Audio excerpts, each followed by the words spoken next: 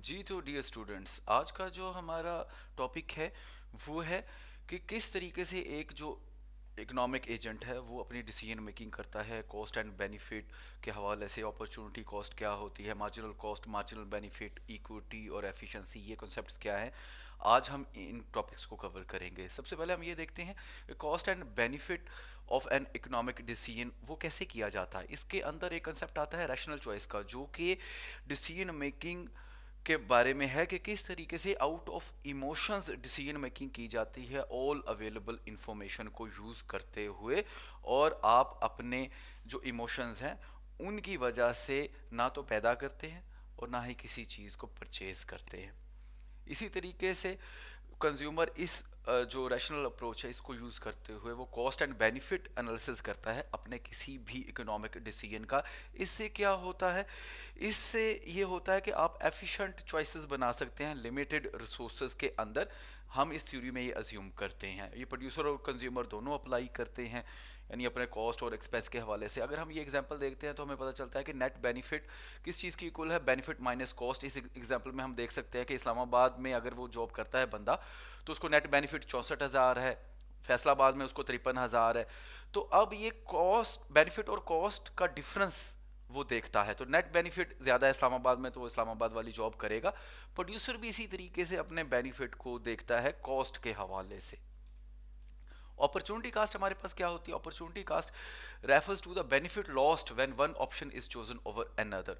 यानी कि आपने जो भी ऑप्शन चूज किया है उसके मुतबादल जो भी आपने ऑप्शन छोड़ दिया है, कोई भी इकोनॉमिक एक्टिविटी हो सकती है। फॉर एग्जांपल आप कहते हैं कि हम खाना खाने चले जाते हैं और उसके मुकाबले में आप जो है कोई एक शर्ट लेना चाह रहे थे वो आप नहीं लेते हैं, तो जो आपने नहीं ली है वो आपकी अपॉर्चुनिटी कास्ट बन जाएगी। ये कॉस्ट के हवाले से भी हो सकती है फाइनेंशियल, ये क्वालिटी के हवाले से भी हो सकती है और ये टाइम के हवाले से भी हो सकता है। ये तीनों तीनों डायमेंशन उसमें एग्जिस्ट करते हैं। अपॉर्चुनिटी कॉस्ट की एग्जांपल के अंदर आप ग्रेजुएशन कर लें या कोई जॉब कर लें जिससे आपको सैलरी मिल जाए, या आप स्टॉक खरीद लें, या आप कैश अपने पास रख लें। इसी तरीके से या आप वेकेशन पे चले जाएं या आप ट्रेनिंग पे चले जाएं। तो आप इनमें से अगर एक ऑप्शन चूज करते हैं तो दो जो आप छोड़ रहे हैं वो आपकी अपॉर्चुनिटी कास्ट बन जाएगी। हमारी जो अपॉर्चुनिटी कास्ट है ये डे टू डे लाइफ के अंदर एग्जिस्ट करती है, बिजनेस में भी, इंडिविजुअली भी, कैरियर चॉइस के हवाले से, इन्वेस्टमेंट डिसीजन के हवाले से, टाइम मैनेजमेंट के हवाले से।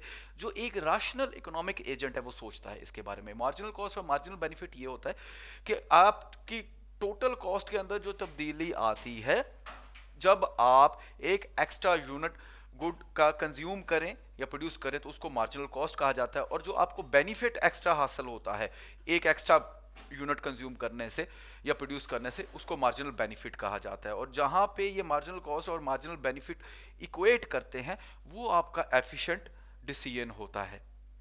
इसी तरीके से हमारे पास कंसेप्ट ऑफ एफिशिएंसी और इक्विटी आ जाता है। एफिशिएंसी का ये मीनिंग है कि आप मैक्सिमम बेनिफिट ले लो मिनिमम कॉस्ट और मिनिमम एफर्ट को लगाते हुए। इसका क्या मीनिंग है कि एफिशिएंट अगर आप एलोकेशन ऑफ रिसोर्सेज करेंगे तो वो इकोनॉमिक जो रिसोर्सेज है वो वेस्ट होने से बच जाते हैं और उसमें आपका टाइम भी शामिल है।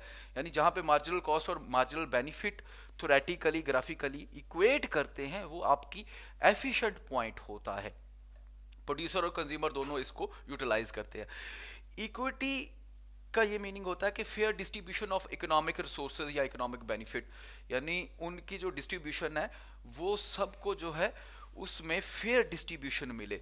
Concept of equity is apply to improve the income inequality and other economic benefits. यहाँ पे हम एक पिक्चर से देख सकते हैं कि अगर आप इक्वालिटी करते हैं एक मैच देखने के हवाले से तो तीनों को बराबर अगर आप बेंच दे देंगे तो जो तीनों लोग हैं वो नहीं देख सकते, लेकिन अगर आप उनको उनकी ज़रूरत के मुताबिक जो है अपग्रेड कर देंगे तो this is the concept of equity. यानी हर एक को आप वहां तक ले जाए, उतनी इनकम इंप्रूव कर दें जहां तक उनकी जो परचेजिंग पावर है वो दीगर लोगों के बराबर हो जाए। That is equity. इसी तरीके से इन दोनों के दरमियान में एक जो है ट्रेड ऑफ पाया जाता है और इसको बेहतर किया जा सकता है दोनों को स्टेक होल्डर को इंगेज करके। आप उनका अपने डिसीजन का इम्पैक्ट जो है उसकी असेसमेंट भी कर सकते हैं और लॉन्ग रन इफेक्ट्स भी देख सकते हैं कि आपके लॉन्ग रन इफेक्ट्स क्या होंगे। कोई भी आप इकोनॉमिक डिसीजन करते हैं चाहे वो फर्म लेवल पे हो, गवर्नमेंट लेवल पे हो, या एज एन इंडिविजुअल भी अगर आप करना चाह रहे हैं।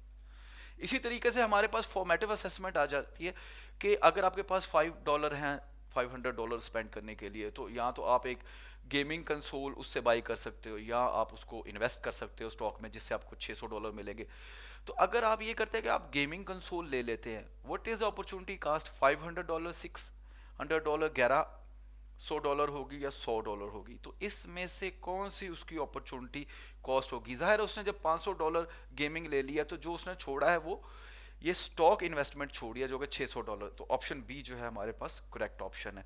इसी तरीके से हम एक और फॉर्मेटिव क्वेश्चन देख सकते हैं कि अगर एक company automates production to reduce cost leading to job losses, the decision is an example of equity being prioritize over efficiency.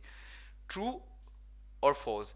ये जो स्टेटमेंट है कि ऑटोमेट कर देते हैं, मशीनों के ज़रिए पैदा कर रहे हैं, लोगों को निकाल रहे हैं, तो इससे प्रोडक्शन तो बढ़ जाएगी, बेहतर हो जाएगी, लेकिन ये इक्विटी के हवाले से ये बेनिफिशियल नहीं है, क्योंकि लोगों को जॉब का लॉस हो रहा है। तो आंसर ये होगा कि this is not an example of equity being prioritize. तो आंसर ये है कि बी, फॉल्स है ये। Thank you so much.